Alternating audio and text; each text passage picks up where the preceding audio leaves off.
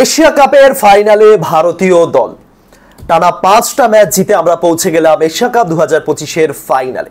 এখন একটা ম্যাচ রয়েছে শ্রীলঙ্কার সাথে, কিন্তু আমরা ফাইনালে পৌঁছে গেছি এবং এই মুহূর্তে আর কোনো রকম হিসেব নিকেশ সমীকরণ আর কিছুই নেই, কারণ আগামীকাল পাকিস্তান বনাম বাংলাদেশ যে ম্যাচটা রয়েছে সেই ম্যাচে যে জিতবে সেই পৌঁছে যাবে ফাইনালে। অর্থাৎ নয় ভারত বনাম বাংলাদেশ, নয়তো ভারত বনাম পাকিস্তান।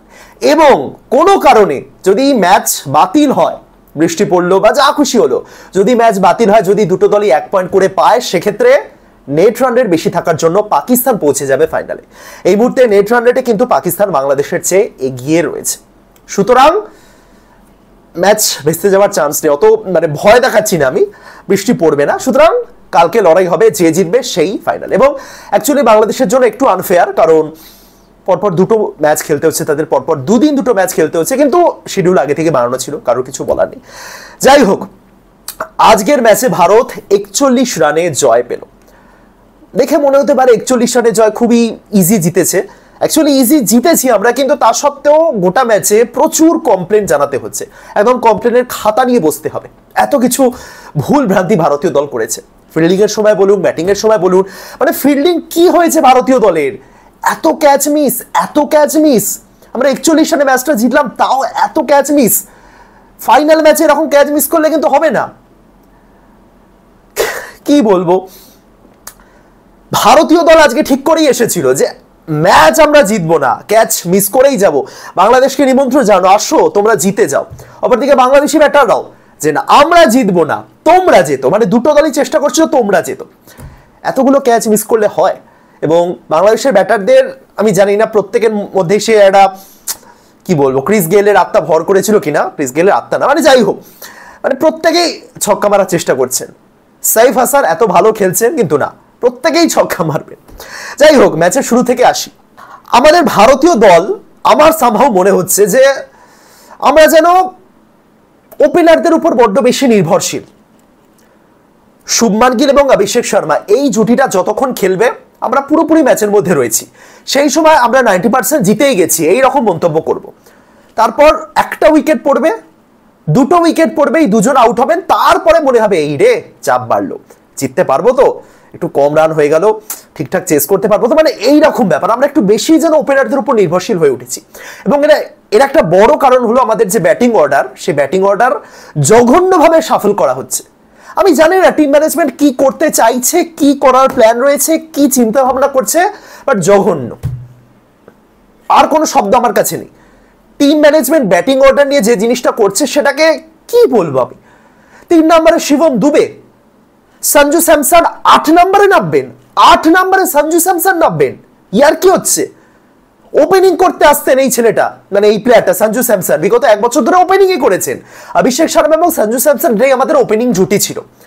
এখন গিল এসেছেন, সঞ্জু ওপেনিং করতে পারবেন না, আমি ঠিক মানছি। 5 নম্বরে তো অ্যাটলিস্ট নামানো যেত, দুজন ওপেনার, 3 নম্বরে তিলক, 4 নম্বরে সূর্য, 5-এ সঞ্জু। 5 নম্বরে তো নামানো যেত, 8 নম্বরে তিনি 8 নম্বরে না খেলার মতন প্লেয়ারও নন। কোন দিন 8 নম্বরে খেলেছেন তিনি? তাহলে তাকে দরকারই নেই, খেলাতেই হবে না। জিতেশ শর্মা ফিনিশারের ভূমিকা পালন করতে পারেন, তিনি খেলুন। সঞ্জু 8 নম্বরে কি হচ্ছে? সঞ্জু 6, 7, 8 এইরকম জায়গার খেলার প্লেয়ার নন। কেন, কি চিন্তা ভাবনা হচ্ছে? তাহলে কেন খেলানো হচ্ছে? জাস্ট কিপিং করবেন। কিপিং কোটাতে টিমে রয়েছেন। সূর্যকুমার যাদব শুধু ক্যাপ্টেন্সি কোটাতে টিমে রয়েছেন, তার ব্যাটিং পারফরমেন্স কোথায়? তিনি টিমের ক্যাপ্টেন, ব্যাটিং কোথায়, রান কোথায় তার ব্যাটে? কি বলবো, আমি জানি না কি করতে চাইছে টিম ম্যানেজমেন্ট। এত এক্সপেরিমেন্ট ভালো না। ওমানের এগেইনস্টে ঠিক ছিল, এটা কি হচ্ছে? ইম্পর্টেন্ট ম্যাচ ছিল এটা আজকে আমাদের। 3-এ দুবে, সঞ্জু নামলেন না। তিলক বর্মা 6 নম্বরে নামছেন, যে প্লেয়ারটা 3 নম্বর একটা নিজের জায়গা পাকাপোক্ত করে নিয়েছিলেন। কি হচ্ছে সিরিয়াসলি?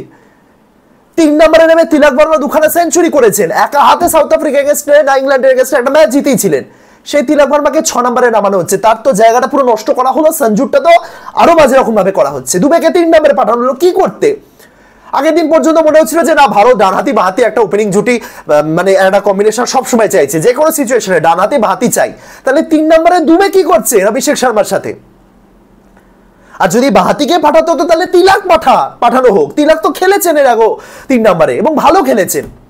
কি হচ্ছে, মানে কি হচ্ছে আমি জানি না, আমার কাছে এর কোনো এক্সপ্লেনেশন নেই। আমি জানি 90% ভারতীয় সমর্থক জাস্ট অবাক হচ্ছেন এই জিনিসগুলো দেখে। ভাই আমরা ম্যাচ জিতে যাচ্ছে, খুব ভালো কথা, কখনো আমাদের বোলিং ইউনিট জিতিয়ে দিচ্ছে, কখনো আমাদের এই হার্দিকের একটা অসাধারণ ক্যাচ জিতিয়ে দিচ্ছে, কখনো আমাদের অভিষেক শর্মা যা খেলছে ওখানে আমরা ম্যাচ জিতে যাচ্ছি, কিন্তু এটা কি হচ্ছে? এরকম কি বলবো, দেখুন ম্যাচ জিতে গেলে না সবকিছুই ছাড় দেওয়া যায়, কিন্তু যেটা হচ্ছে যখন আমরা হারবো এই জিনিসগুলো নিয়ে জাস্ট বিস্ফোরণ হবে যাকে বলে। কিছু বলার নেই। সূর্যকুমার যাদব কি হচ্ছে, তিনি কি করছেন? ক্যাপ্টেন্সি কোটা টিমে খেলছেন, শেষ কবে সূর্য রান করেছেন? মেজর টুর্নামেন্ট বাদ দিন, শেষ কবে সূর্যকুমার রান করেছেন? শেষ কবে সূর্যকুমার একটা ইম্প্যাক্টফুল ইনিংস খেলেছেন? পাকিস্তানের এগেইনস্টে একটা 47 কত করেছিলেন, ওটাই সূর্যকুমার ওটাই করতে পারে ম্যাক্সিমাম। একটা লম্বা সময় ধরে তিনি নাম্বার 1 ক্রিকেটার ছিলেন আইসিসি র্যাঙ্কিং এ। এই পারফরমেন্স নিয়ে আমি জানি না ফাইনালে যেই আসুক আমরা কতটা কি করবো আমি জানি না। এটা কি হচ্ছে, কি হলো, ব্যাটিংটা কি হলো? বাংলাদেশ বোলিং এ যথেষ্ট ভালো কামব্যাক করেছে এবং বাংলাদেশের ওই যে এটা বলে না যে ফিল্ডারদের 100% দেওয়া, সেই জিনিসটা আজকে বাংলাদেশের মধ্যে দেখা গেছে। পারফেক্ট, নিঃসন্দেহে আমি বলতে পারি বাংলাদেশ ওই জাকের শুরুতে যে ক্যাচটা মিস করলেন সেটা টাফ ছিল, বাট সামহাও এগুলো ধরতে অ্যাটলিস্ট অভিষেক শর্মার মতো ব্যাটারের ওই রকম ক্যাচ ধরতে হবে। ওটা বাদ দিয়ে অল ওভার বাংলাদেশ ফিল্ডিং এর যে এফোর্টটা দেখিয়েছে, যে রান আউটটা হলো, যেভাবে তারা একটা ফিল্ডিং করছিল, যেভাবে ক্যাচগুলো, ইভেন শুধু আজকের ম্যাচে না অল ওভার, ওই দু একটা ক্যাচ মিস তো হয়েইছে, দু একটা না কয়েকটাই হয়েছে, যেমন তাওহিদ হৃদয় ক্যাচ মিস করেছেন, ওগুলো বাদ দিয়ে ওই ক্যাচ মিসগুলো বাদ দিয়ে অল ওভার বাংলাদেশের ফিল্ডিং কিন্তু যথেষ্ট স্ট্যান্ডার্ড হয়েছে। সেখানে ভারতীয় দল কি ফিল্ডিং করছে, ওই যে আমাদের একটা ফিল্ডিং এর জন্য একটা মেডেল দেওয়া হয় না, এখনো হয়, আমার মতে সবার আগে ওই মেডেলগুলো বন্ধ করে প্রত্যেকটা ফিল্ডারকে মাঠের মধ্যে অন্তত আধ ঘন্টা ক্যাচিং প্র্যাকটিস করানো হোক, বাউন্ডারি লাইনের ধারে দাঁড়িয়ে এরকম ভাবে। এত ক্যাচ মিস, শিবম দুবের ওই ক্যাচটা মিস, অভিষেক শর্মার ওই ক্যাচটা মিস, পরের পর ক্যাচ মিস, সঞ্জু স্যামসন তিনিও ক্যাচ মিস করলেন। আমি মানছি, আমি আবার আগেও বলেছি আবারও বলছি যে দুবাইয়ের যে লাইটগুলো রয়েছে, রিং লাইট, চোখ ধাঁধিয়ে যায়, কিন্তু তার মানে এত ক্যাচ মিস করবো, ইজি ক্যাচগুলো মিস করবো? টাফ ক্যাচ কি ইন্ডিয়া ধরেনি? হার্দিকের যে ক্যাচটা তিনি ধরেছিলেন ওটা কি খুব সহজ ক্যাচ ছিল? না, এত ক্যাজুয়ালি খেললে হবে না, হবে না। যাই হোক, বাংলাদেশের বোলিং এর কথা যদি বলি, যথেষ্ট ভালো বোলিং করেছে তারা, মানে শেষ দিকে, শুরুর দিকটা তো ছেড়ে দিন, অভিষেক শর্মা তিনি তো আলাদা লেভেলের প্লেয়ার, অভিষেক আপনি ওই জায়গাতে তার ক্যাচ মিস করছেন মানে তিনি আলাদা লেভেলের ব্যাটিং করছেন, আলাদাই খেলেছেন, প্রত্যেকদিন 200 স্ট্রাইক রেটে ব্যাটিং করছেন এবং যেভাবে ব্যাটিং করছেন যতক্ষণ তিনি খেলছেন বিপক্ষ দলের কোনো সুযোগই নেই এমনটাই মনে হচ্ছে, আলাদাই খেলেছেন আজকেও। কি ব্যাটিং, কি ব্যাটিং, কি হিট, কিভাবে পাওয়ার জেনারেট করেন, কিভাবে ওই পাওয়ারগুলো জেনারেট করছেন তিনি এত সহজে। মুস্তাফিজুর রহমানের বলে এই যে এই শটটা যেটা খেললেন ওই বাউন্সারে, দেখে মনে হতে পারে খুব ইজি, একদমই ইজি নয়। ওই শটটা তিনি যেটা খেললেন আলাদাই, ওফ কি কনফিডেন্স, দারুণ। প্রথম দিকে একটু স্ট্রাগল করছিলেন, কিন্তু একবার যখন ছন্দে চলে এলেন তখন ওফ, মানে ব্রিলিয়ান্ট। এই অভিষেক শর্মার এই 14-15 বলে 30 রানের ইনিংসগুলো ইম্প্যাক্টফুল ইনিংস, কিন্তু সেটা যখন লম্বা করছেন, আজকে রান আউটটা খুবই আনফর্চুনেট যাকে বলে, এবং সেই ওটাও অ্যাকচুয়ালি সূর্যকুমারই সেই দায়ী।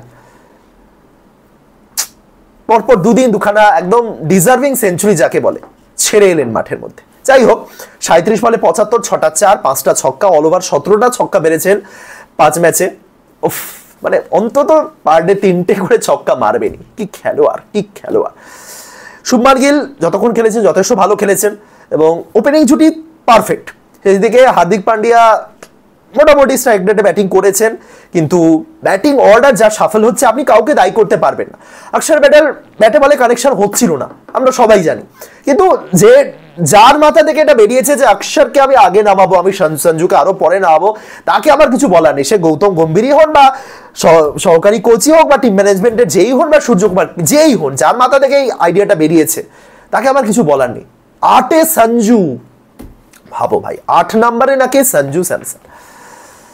তানজিম সাকিব আজকে ভালো বোলিং করেছেন, শুরুর ওভারগুলো যথেষ্ট ভালো হয়েছিল এবং জাকের ক্যাপ্টেন হিসেবেও খুব একটা যে আহামরি এমনটা বলবো না, ঠিক আছে, ফার্স্ট ক্যাপ্টেন্সি ঠিকঠাক করেছেন, বাট স্টিল আমি দু একটা ভুল দেখাচ্ছি আপনাদের।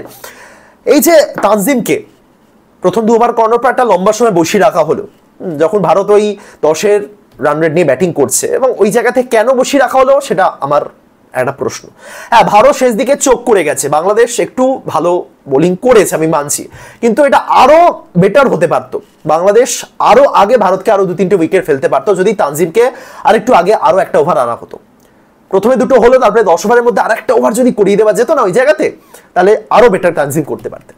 এমনিতেই তারা সাইফুদ্দিন এক্সপেরিমেন্টাল বোলার খেলিয়েছেন, সুতরাং অতিরিক্ত কিছু এক্সপেক্ট করা উচিত ছিল না। এবং ঠিক আছে, সাইফুদ্দিন ডেথ ওভারে ভালো বোলিং করেছেন। শেষ দিকে গিয়ে ভারত অ্যাকচুয়ালি কি করলো আমি নিজেই জানি না যে কি করলো। এটা ভারতের মানে স্লো ওভারে এরকম ব্যাটিং হচ্ছে, আলাদাই ডেথ ওভার বোলিং করেছে বাংলাদেশ।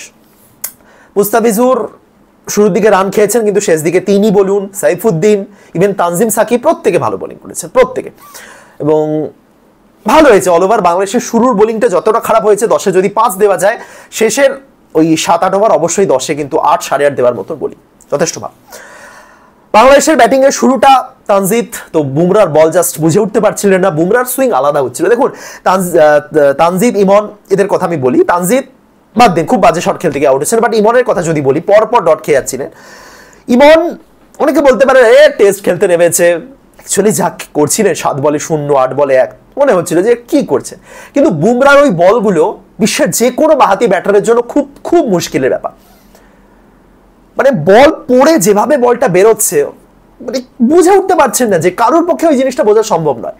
আপনাকে খুব স্কিলফুল ক্রিকেটার হতে হবে যদি আপনি বুমরার ওই বলগুলোর মোকাবিলা করতে চান। আপনাকে সুইং ডিসমিস করার জন্য এগিয়ে আসতে হবে, সেটা পারছিলেন না, এবং দাঁড়িয়ে দাঁড়িয়ে ওই শটগুলো খেলা ইম্পসিবল। ইম্পসিবল মানে ইম্পসিবল। অসাধারণ বোলিং করেছে বুমরা। সুতরাং ইমন মনে হতে পারে টেস্ট খেলেছেন, কিন্তু ইমনের জন্য ওই বলগুলো খেলা মানে এক একটা আনপ্লেয়েবল বল যেন আসছিল তার উদ্দেশ্যে। যাই হোক, সাইফ যেভাবে ব্যাটিং করেছেন, অবশ্যই শেষ দিকেও 5-6 ওভার আগে পর্যন্ত মনে হচ্ছিল যে একটা লড়াই হতে পারে, ম্যাচটা ক্লোজ হতে পারে, কিন্তু ওই জায়গাতে দাঁড়িয়ে বাকি প্লেয়ারদের কথা আর কি বলবো। মাঝের মিডল অর্ডারের কথায় পরে আসছি, বাট এই তানজিম সাকিব বা সাইফুদ্দিন এরা নিজেদের ক্রিস গেইল ভাবছিলেন যে আমিও পারি মারতে। সাইফ ফর্মে রয়েছেন, সাইফ সেট হয়ে রয়েছেন, আপনারা নিজেরা কেন চালাতে যাচ্ছেন, একটু তো সহযোগিতা করা যেতে পারে, তাই না? যাই হোক, আর মিডল অর্ডারের কথা যদি বলি, হৃদয়, শামীম আজকে হলো না। ভারতের স্পিন প্রথম দিকে মনে হচ্ছিল যে আজকেও হয়তো রান খেয়ে যাবে আগের দিনের মতন, বাট ভারতের স্পিন আজকে ঠিকঠাক। বরুণ আজকে ঠিকঠাক বোলিং করেছেন। বরুণ ওই একবার যদি ছন্দটা পেয়ে যান না, দেখবেন বরুণ বাকিটা ঠিক ওই একই ভাবেই বোলিং করে যাবে, শুধু ছন্দটা পেতে হবে। এবং বরুণ ওই যে ছন্দটা পেয়ে গেলেন, শামীম বোল্ড হলেন, ব্যাস বরুণ ঠিক আগে এতে চলে এলেন। বাট ওই জায়গাতে যদি শামীম বোল্ড না হতেন, বরুণ দেখতেন আজকেও 4 ওভারে তো 40-এর বেশি রান খেয়ে যেতেন। সুতরাং ওই ছন্দটা দরকার ছিল বরুণের, সেটা তিনি আজকে পেয়ে গেছেন।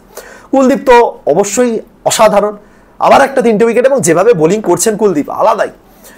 শেষ কুলদীপকে আমি খারাপ বোলিং করতে দেখেছিলাম টি20 বিশ্বকাপের ফাইনালে। এবার অনেকে বলতে পারেন আসল ম্যাচই তো ব্যর্থ, কিন্তু সেমিফাইনাল বা অল ওভার যেভাবে বোলিং করেন কুলদীপ, মানে রেয়ার ব্যাড ডে যাকে বলে, 90% ম্যাচে তিনি দারুণ বোলিং করবেন।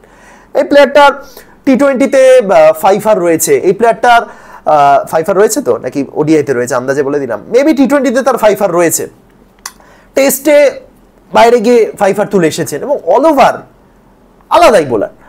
তো কুলদীপ দুর্দান্ত, এবং তার সাথে বরুণ, বুমরা দুজনেই আজকে ছিল। অল ওভার ভারতের বোলিং শেষ দিকে যথেষ্ট টাফ হয়েছে, কিন্তু তার সাথেও সাইফের প্রশংসা করতে হবে। মানে সাইফ একা লড়ে গেছেন যাকে বলে। আগের ম্যাচেও দারুণ খেলেছেন, আজকেও দারুণ খেলেছেন, ইন্টেন্ট পজিটিভ ছিল, এবং যেভাবে এক একটা শট মারছিলেন, ইমন বুমরাকে একটা ছক্কা মেরে হাওয়ায় ভেসে গেছিলেন, নিজেকেই বাহবা দিতে গিয়ে আউট হয়ে গেলেন, কিন্তু সাইফ সেই হাওয়ায় ভেসে যাননি।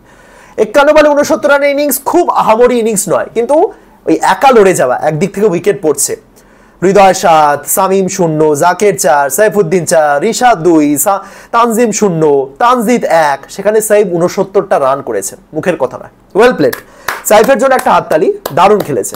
এরকম ইনিংস ভারতের এগেইনস্টে যখন কেউ একা লড়াই করেন, সেটার প্রশংসা অবশ্যই করতে হয়।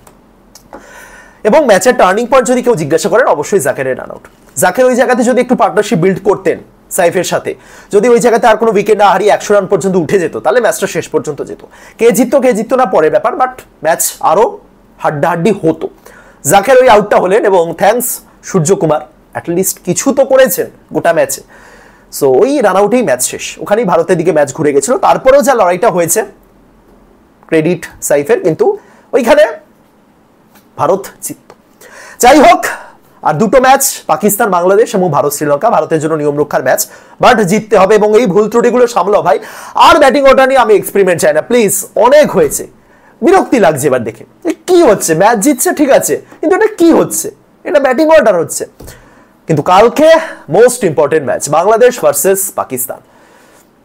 লিটন এবং আরো 3 জন রেস্টে ছিলেন, প্রত্যেকেই ফিরবেন না, শরীফুল ফিরবেন বলে আমার মনে হয় না, তাসকিন ফিরবেন, তার সাথে তানজিম থাকবেন, শেখ মেহেদী ফিরবেন এবং অবশ্যই লিটন ফিরছেন। সো টাফ ম্যাচ হবে, পাকিস্তান আগের ম্যাচ জিতেছে, বাট দেখা যাক, দুটো দল যেই আসুক ভারত প্রস্তুত, কিন্তু ভারতের মোকাবেলা করার জন্য বাংলাদেশ এবং পাকিস্তান কি প্রস্তুত সেটা ফাইনালি দেখা যাবে। তবে তার আগে প্রশ্ন হলো, কে জিতবে আগামীকাল? কি মনে হচ্ছে, পাকিস্তান নাকি বাংলাদেশ?